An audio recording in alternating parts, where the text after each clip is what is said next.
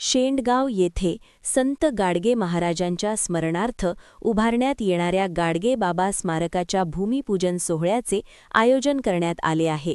हा सोहळा रविवार दिनांक 8 मार्च 2026 रोजी सकाळी 9 वाजता शेंडगाव येथील श्रीधर नाईक यांच्या शेतात होणार आहे। संत गाडगे महाराजांच्या जन्मगावी अपेक्षित असलेले स्मारक गावातील गटातटातील राजकारण आणि शासकीय उदासीनतेमुळे अद्याप उभारता आले नाही। त्यामुळे हभप संजय महाराज पाचपोरे यांच्या प्रेरणेने गावातील नागरिक श्रीधरभाऊ नाईक यांनी स्मारकासाठी स्वतःची 5 एकर जमीन देण्याची घोषणा केली आहे।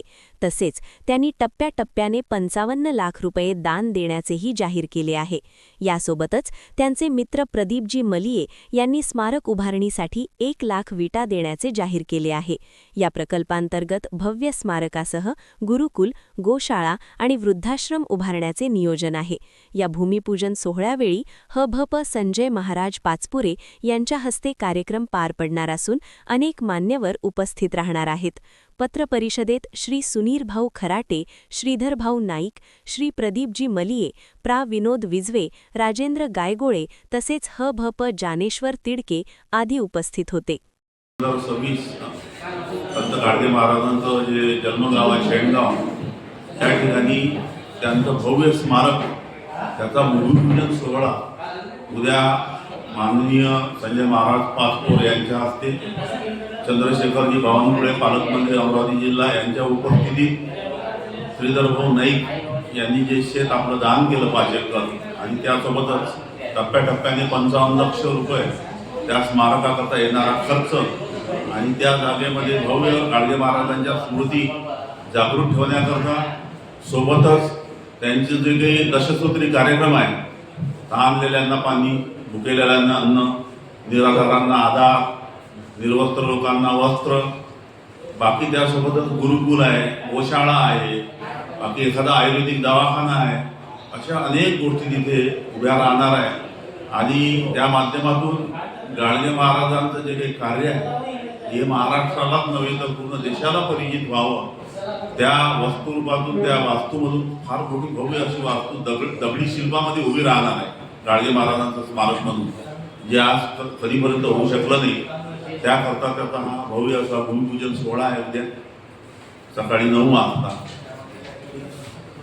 काय वाटतं, कुठेतरी उशीर झाला का स्मारकाला, असं वाटतं? स्मारकाला उशीर झाला, आता मी शासनाला तर वगैरे दोष देणार नाही तुम्हाला, तुम्ही समजू शकता गावखेड्याचं राजकारण फार वेगळं, ती इथं घराकरता एकमत होत नाही लवकर। हे तर गाव आहे, गाडगे महाराजांचं घर ज्या ठिकाणी आहे शेंडगावामध्ये, तिथे आजूबाजूला लोक जागा सुद्धा सोडायला तयार नाही आहे। शासनाने प्रयत्न केला निधी, परंतु गटातटाचं राजकारण असल्यामुळं, लोकांची अनास्था असल्यामुळं ते स्मारक होऊ शकलं नाही। त्यामुळं आता कसं आहे, त्याच गावचे श्रीधरभाऊ नाईक आहे, यांना कुठेतरी गाडगे महाराजांनी केलेल्या कार्याबद्दल जे कुठेतरी मनामध्ये त्यांना म्हणजे जे भावना जागृत झाल्या की अरे गाडगे महाराजांचं जन्मगाव असून सुद्धा त्यांचं जे भव्य स्मारक, म्हणजे ज्यांच्या नावानं विद्यापीठ आहे, अमरावती विद्यापीठ, ज्या माणसानं पुण्याला, मुंबईला, नाशिकला अशा अनेक ठिकाणी जे रुग्ण मुंबईला जायचे, पुण्याला जायचे किंवा भाविक भक्त जायचे, त्यांना राहायला जागा नव्हती, त्यांनी धर्मशाळा उभ्या केल्या लोकवर्गणीतून, स्वतःच्या घरचा नातेवाईक त्यांनी त्या ट्रस्टमध्ये टाकला नाही।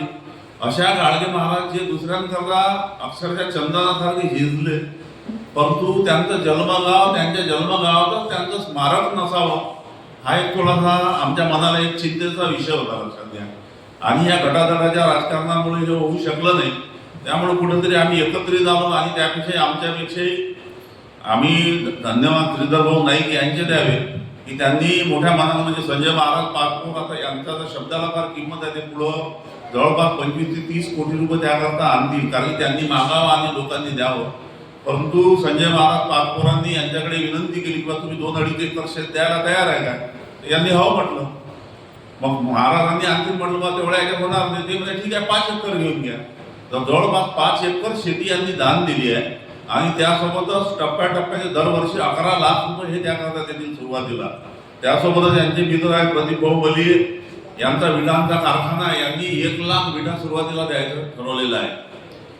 तर अशा प्रकारचं ते भव्य असं स्मारक, आता एकदम स्मारक म्हटलं तर 1-2 वर्षात होणार नाही, त्याला 7 ते 8 वर्ष लागेल। आणि ते स्मारकही असं उभे होईल.